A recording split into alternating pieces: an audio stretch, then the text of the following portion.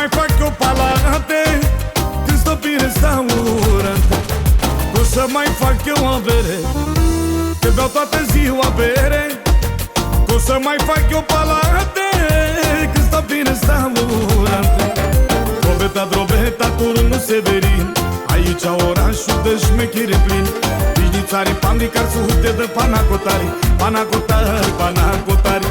Hai băiete, hai la mine, schimbă marca, hai cu duma, cu manglara, să-ți dau fata. Hai frățică, hai la mine, sunt șmenară, sunt o mare bijița.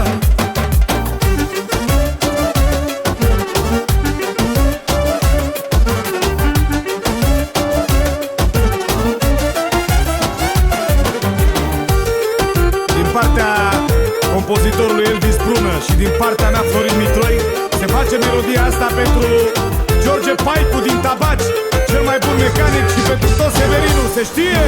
Am crescut, frate, cu hoții, cu hoții, cu vagabonții. Știu pe cine să prostez, de cine să mă feresc, că de când mă știu să învăț, că i-am șmecherii pe toți. I-am tras în pe peșbenari, pe șmecheri pe bișnița. Drobeta, drobeta, turnul Severin, aici orașul de șmechire plin.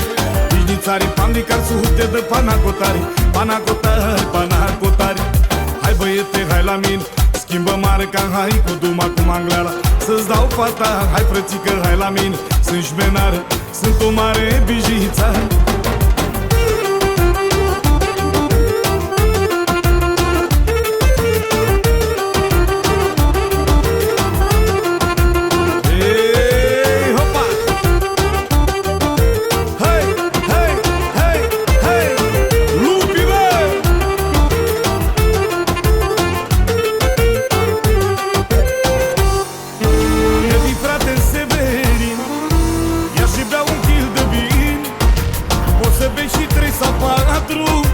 Dar să nu superi băiat, de vii frate Severin, ia și bea un kil de vin.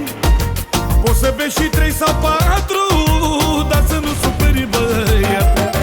Drobeta, drobeta, turnul Severin, aici orașul de șmechire plin. Pișnițarii, pandicar, sute de panacotari, panacotari, panacotari. Hai băiete, hai la mine, schimbă marca, hai cu duma, cu manglara,